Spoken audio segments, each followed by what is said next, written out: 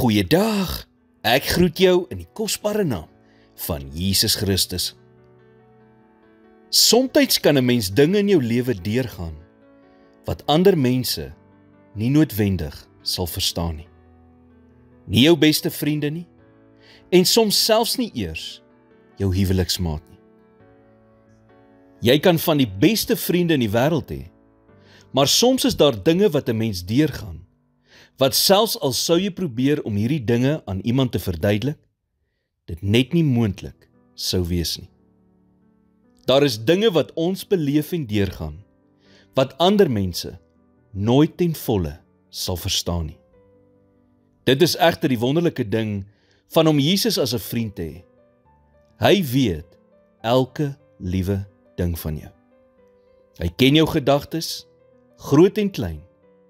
Hy ken letterlik elke gedagte wat nog ooit deur jou kop gegaan het.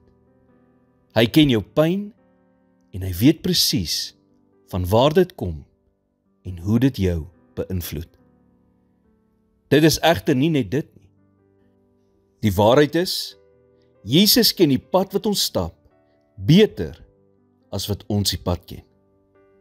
Hy verstaan ons op 'n dieper vlak as wat ons onsself ooit sou kon verstaan.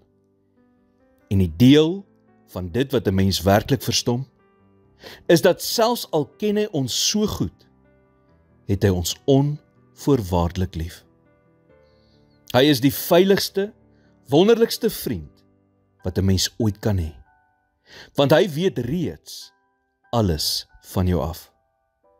Vir hom kan jy nie wegkruip nie, en hy wil ook nie hê jy moet nie. Jesus is ons skepper en ons verlosser, maar hy's ook ons vriend. Die beste vriend wat jy ooit kan hê.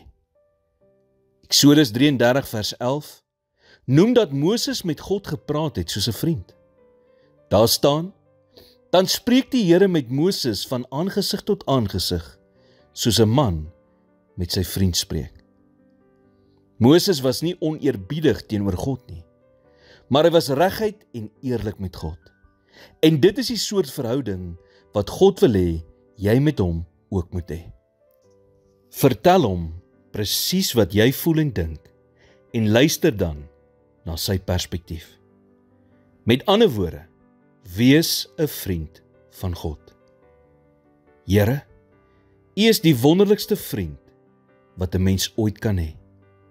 Dankie dat ek my hart en gevoelens met U kan deel. In Jesus naam bid ek dit. Amen.